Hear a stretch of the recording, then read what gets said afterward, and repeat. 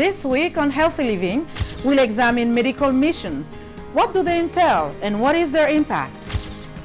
Dr. Jon Fielder of the African Mission Healthcare shares with us the challenges and opportunities of medical missions in Africa. They may look repulsive, but are they good for your health? What are the benefits of eating caterpillars? These stories and more in this edition of Healthy Living.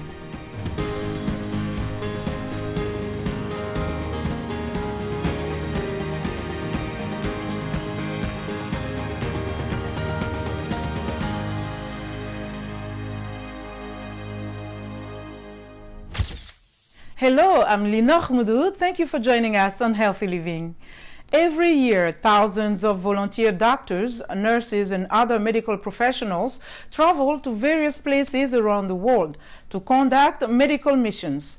They donate their time and expertise to provide life-changing treatment and prevention services for people with low or no access to basic and advanced medical care. According to the World Health Organization, Africa had an average of 1.3 health workers per 1,000 population in 2015, far below the 4.5 per 1,000 required to meet the Sustainable Development Goals. Medical volunteerism began in Africa in the 19th century as a religious mission. To date, church-based hospitals and healthcare programs account for at least 25% of available services in most African countries, according to the AMA Journal of Ethics. Medical missions have expanded to involve groups and individuals from diverse religious and socio-economic backgrounds. We start in Senegal, where the Africa Mercy, the largest charity-run hospital ship in the world, is at the port of Dakar, delivering free surgical care to people who cannot access safe, affordable, and timely surgery. Khalil Gay reports from Dakar. In most African countries, health systems are characterized by underfunded public health facilities, and West Africa is lagging behind the rest of the continent. Here, hospitals and health centers are often called places to die. Under such conditions, what would the future be for young Mohamed and Marie-Madeleine, who suffer from deformities? Mohamed is a maxillofacial patient. It all started with a very small growth, says his father Maktar. Mohamed had surgery at a local hospital to remove his tumor, but the operation did not go well. The tumor returned and was growing again. Father and son lost hope. 13-year-old Marie-Madeleine is an orthopedic patient. She was bullied and mocked at school. Her grandma says it was very painful, but her granddaughter continued to make it to school. Marie-Madeleine and Mohamed had no choice but to accept the general belief of their communities who think their condition is caused by supernatural forces or evil witchcraft. Only hope kept them alive. Marie-Madeleine scans the horizon. In the distance, the island of Gorée, from which during slavery days Western ships used to leave with slaves in subhuman conditions stored on the floor. But the ship she sees goes past the island to drop anchor at the port of Dakar.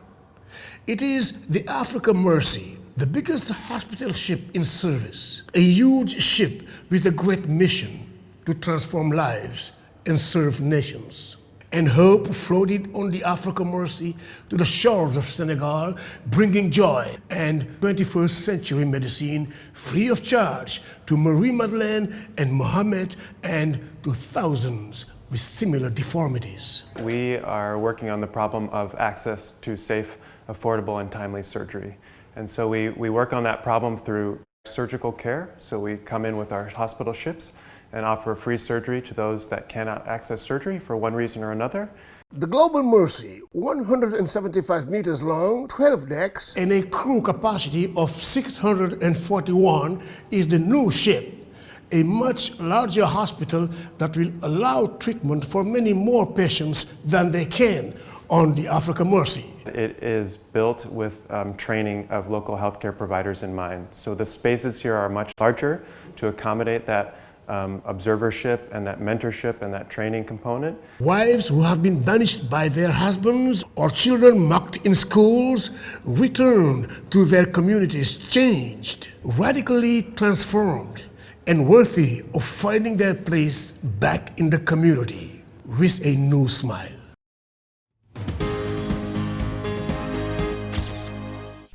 Dr. Jon Fielder is co-founder and chief executive officer of the African Mission Healthcare. He tells us more about the impact of medical missions and what they entail. We're not talking about short-term medical mission trips. We're talking about long-term partnerships with mission hospitals that have usually been in their areas for 50, 75, or even 100 years. And what's happened over time is that a lot of these hospitals don't have the same connections with their founding agencies, so they don't always have the same access to resources that they once did. So we actually come alongside the management of the hospital to listen to what they need. Different hospitals have different needs. Some might need help with basic infrastructure. Like right now at a few hospitals, we're helping with water. We're sponsoring a number of pediatric surgery residents, and we help to start a cardiothoracic surgery training program in Kenya. So it really spans the gamut from pretty fundamental needs to much more advanced training and service delivery. When we talk about the medical situation in Africa, there is a lot of frustration because there's so much need that's going unmet. But I think we do have to pay attention to the successes. For example, under 5 mortality rates have dropped in the last 25 years. Same with maternal mortality rates, but there's still a lot of work to do. I first came to East Africa, to Kenya 20 years ago, and the HIV epidemic was really out of control at that time. There was very little to offer patients. And the situation is way different today. There are so many patients who are living full and healthy lives. And our organization trained a lot of HIV clinical care providers. Graduates of our programs are out across the country right now, seeing patients, often leading big treatment programs themselves. If you're willing to stick it out over the long term, you can really see some amazing impact. For our organization, we're really more tilted toward building those systems over the long term. And I was part of starting an intensive care unit in Kenya more than 15 years ago. And during the COVID pandemic, those skills that the healthcare workers had gained at that hospital helped to save many lives. The word sustainability, it's obviously a big buzzword, and it's an important term and concept, but I'm an American, and I know that the American medical system is heavily dependent upon government support. It's heavily dependent upon philanthropic support. It's not just what patients pay out of their pocket. And so if that's true in the richer parts of the world, then that really has to be true here too. We're not going to create an entirely self-sustaining system in just a decade or two. Often there are challenges beyond almost anyone's control. We support a number of clinics in South Sudan and in Sudan, and those are areas that have seen a lot of political instability. But even despite that, the healthcare workers have been incredibly committed and courageous, and that often includes teams of both missionary and African healthcare workers. We really want to focus on building local capacity, because we know that if AMH were to cease to exist in 10 or 20 years, these hospitals are going to remain. We really want to come alongside those organizations to make them stronger, to expand their medical educational programs. One of the things that's really neat about some of these hospitals is that they may be in one part of Africa, but then they have trainees come from another part of Africa. And then those trainee graduates go back to their home countries, and they go back to care for and teach and train others.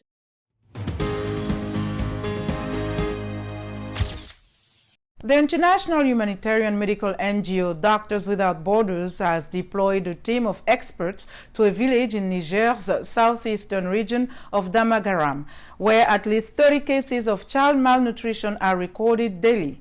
The team is also treating people with malaria and distributing mosquito nets to the residents of Magaria village. Yusuf Abdullahi has more. In this town of Magaria, which is 90 kilometers from the Nigerian city of Damagaram, Hospital workers are recording an increase in the number of children admission. Healthcare workers here say most of the children admitted to this hospital are suffering from severe malnutrition, with at least 30 children being admitted to the hospital every day. Safarao is holding her child as she arrives at the hospital to have him checked. She says he has been suffering from a fever and cough for several days. My son is vomiting and has diarrhea and is suffering from some lesions in his mouth. Doctors say he is malnourished and have admitted us here. After seeing the first doctor who examined her son, she says she was referred to a second doctor and then a third. The doctors eventually diagnosed her son with severe malnutrition and they say he needs urgent care. Doctors Without Borders is currently treating children for malnutrition and malaria. They are also distributing treated mosquito nets to people as part of effort to fight the scourge of malaria. At another hospital in Tinkum, a village that is 15 kilometers from Magaria town, women here have brought their children, they say, are suffering with various ailments. The hospital authorities say they receive at least 200 children every day suffering from certain diseases related to the onset of the rainy season. The new strategy that we have come up with now is to bring ourselves closer to these communities and take the burden of treating these ailments off the people and to concentrate on rural areas. We are doing this to also decongest the general hospital in Magaria. Doctors with the organization say the number of children suffering from malaria and malnutrition could increase in the coming month in the area as more rainfall is recorded.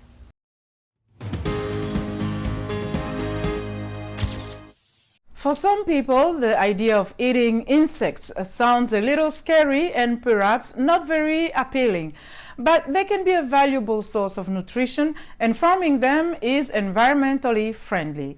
South African chemical engineer Wendy Vesela has found ways of turning the spiky black and green caterpillars, which contain nutrients like protein and iron, into a flour that can be used in a variety of foods. Here is more. So we just tasted some Mopani worm chocolate. It was actually quite nice. It was, energy bar texture, but the actual chocolate was nice and chewy with a few bits of, that protein almost that was inside. Even though you find Mopani in South Africa, in some also other African neighboring countries, a lot of people are not so exposed to Mopanis unless you grew up in an area where there are Mopani trees. The nutritional profile is quite phenomenal. They have 60% protein. The protein is something that we need on a single every day, in terms of the different types of foods that we eat. So that is one of the biggest benefits, that it's a natural and organic source of protein. It's amazing. It's amazing. Everything is so new in this new product. Who knew you could make Mopani worm flour? It's all made from... It's quite an interesting reaction, especially those that say, you know what, yes, they are a little bit scary for us, but we are willing to try. So some of the reaction that you get is that it's like a fear factor. People think it's fear factor, and we're taking videos as they are tasting and they are very excited, and then once they taste, they're like, oh, this is very delicious, and then they continue to want to taste where we have to stop them because... It's interesting. It's nice. It's quite a nice entrepreneurial endeavor. I want the chocolate. It's so good. That's our show for today. For more health news, wellness tips, and medical breakthroughs, stay connected to the Voice of America at voanews.com and voaafrica.com. Be sure to follow me on Twitter at Linor Moudou. Until next time, stay well and strive to make every day a healthy day.